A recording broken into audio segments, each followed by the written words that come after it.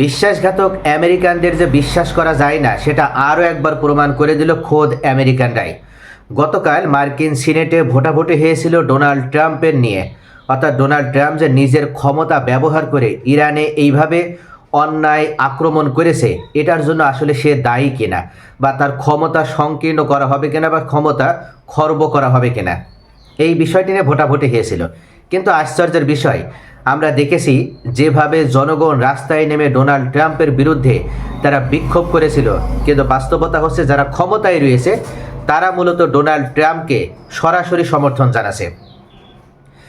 1/3-এরও বেশি ভোট পাওয়ার মাধ্যমে আবারও ডোনাল্ড ট্রাম্প টিকেই শুধু গেল না, তিনি যে ইরানে আক্রমণ করে সঠিক কাজটি করেছে সেটাই প্রমাণিত হলো। অর্থাৎ ডেমোক্রেটরা চেষ্টা করেছিল ডোনাল্ড ট্রাম্প অন্যায়ভাবে ইরানে আক্রমণ করেছে, এবং এটার মাধ্যমে সে মূলত আমেরিকানবাসীদেরকে, সাধারণ আমেরিকানদেরকে বিশ্বের কাছে সবথেকে বড় একটা ক্ষতির মুখোমুখি দাঁড় করাছে। এমনকি আমেরিকার অর্থনীতি সম্পূর্ণভাবে ভেঙে পড়ছে। এই বিষয়টি নিয়ে তারা আলোচনা করলেও রিপাবলিকানরা মনে করে যে না, ডোনাল্ড ট্রাম্প সঠিক কাজ করেছে, এবং ডোনাল্ড ট্রাম্প ইরানে আক্রমণ করা তার ক্ষমতা আরও বৃদ্ধি করা হলো। অর্থাৎ সে চাইলে এখন নিজের ইচ্ছাতেই সে নিজেই আরও বেশি করে ইরানে সামরিক সক্ষমতা দেখানোর জন্য সামরিকভাবে সে কিন্তু আরও বেশি আক্রমণ করার নির্দেশনা প্রদান করতে পারবে, কেউ তাতে বাধা প্রদান করতে পারবে না। আশ্চর্যের বিষয়, ডোনাল্ড ট্রাম্পকে আমরা মনে করতাম যে সে হয়তো অপরাধী, কিন্তু বাস্তবতা বলছে ডোনাল্ড ট্রাম্প অপরাধী নাই।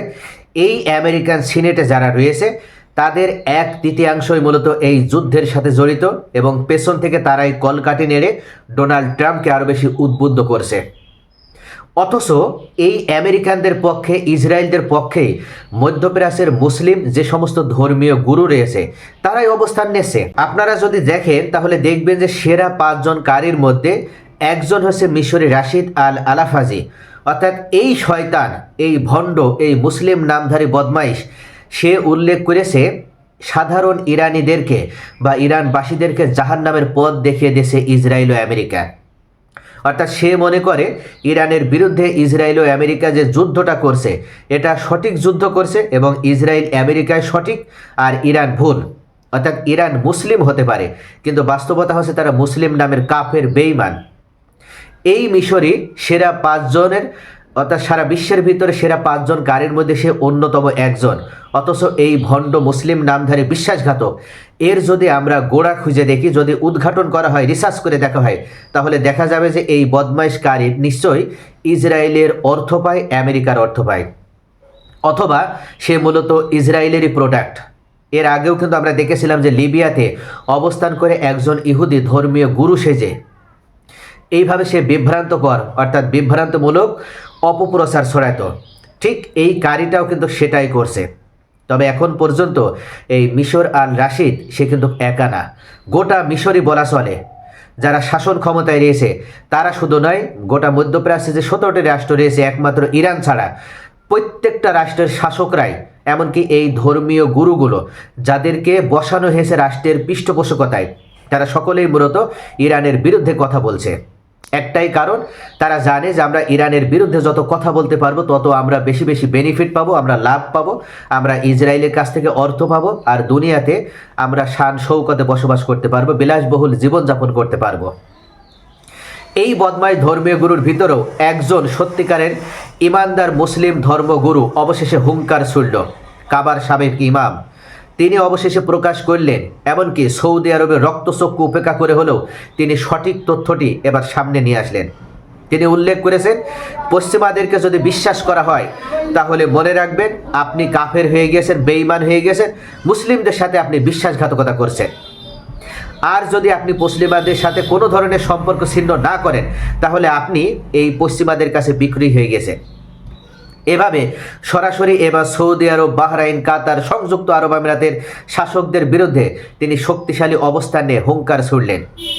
অর্থাৎ সত্যিকার অর্থে একজন মুসলিম এখন পর্যন্ত, একজন ধর্মীয় প্রধান, একজন ইমাম, একজন নেতা, তিনি এখন পর্যন্ত সাহসিকতা দেখানোর মাধ্যমে আমেরিকা ইসরায়েলের বিরুদ্ধে কেউ কথা বলতে না পারলেও তিনি কথা বলার মাধ্যমে তার অবস্থান জানিয়ে দিলেন, এবং ইরান যে সঠিক পথে রয়েছে, ইরান যে সঠিক যুদ্ধে লিপ্ত রয়েছে এবং ইরান যে সঠিক মুসলিম রক্ত বহন করার মাধ্যমে এজিদের বিরুদ্ধে অবস্থান নিয়ে তারা ইমাম হুসাইনের সত্যিকারের উত্তরসূরি হিসেবে তারা যুদ্ধে লড়ছে, এটার পক্ষে তিনি এই বক্তব্য প্রদান করলেন।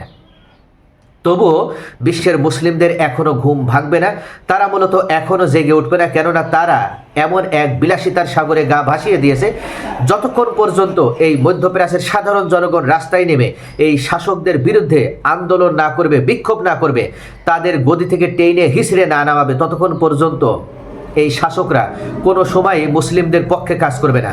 তারা মুসলিমদের নির্যাতন অত্যাচার দেখেও তারা না দেখার ভান করে থাকবে। তারা মূলত ইসরায়েল এবং আমেরিকার দালালি করতেই ব্যস্ত থাকবে।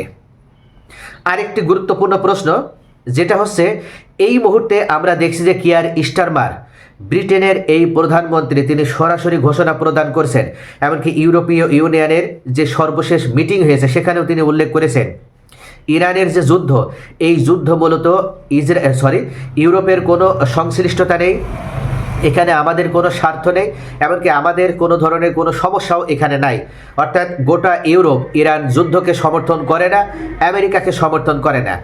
আমেরিকা যত চেষ্টাই করুক না কেন, ইরান যুদ্ধে আমাদেরকে প্রলুব্ধ করে সেখানে অংশগ্রহণ করার চেষ্টা করুক না কেন, আমরা একটাও অর্থাৎ ইউরোপের একটা রাষ্ট্রও আমেরিকার পক্ষ হয়ে ইরানের বিরুদ্ধে আমরা অস্ত্র ধারণ করব না। এভাবে আমরা দেখছি প্রকাশ্যে কিয়ার স্টারমার অর্থাৎ ব্রিটেনের এই প্রধানমন্ত্রী তিনি ইসরায়েল এবং আমেরিকার বিপক্ষে অবস্থান নিলেও গোপনে গোপনে এই শয়তানও ইসরায়েলকে সাহায্য সহযোগিতা করছে। আশ্চর্যের বিষয়, লিয়াজো বিমানবন্দর, বেলজিয়ামের লিয়াজো বিমানবন্দর হয়ে এখন পর্যন্ত 17টি চালান এইভাবে ইসরায়েলে ঢুকেছে। লিয়াজো বিমানবন্দরের দায়িত্বে থাকা নিরাপত্তা কর্মীরা এমনকি অনুসন্ধানের টিম তারা উল্লেখ করেছে যে এখন পর্যন্ত যুক্তরাজ্য থেকে 17টি বড় চালান, যেগুলো বিভিন্নভাবে মিথ্যা কথা বলে তারা লিয়াজো বিমানবন্দর ব্যবহার করে ইসরায়েলে তাদের এই চালান পাঠিয়েছে এবং সেগুলোর ভিতরে সম্পূর্ণ সামরিক সরঞ্জাম ছিল। এবং এই কথাটা তারা উল্লেখ করছে, গতকাল তারা 2টা এ ধরনের চালান জব্দ করেছে।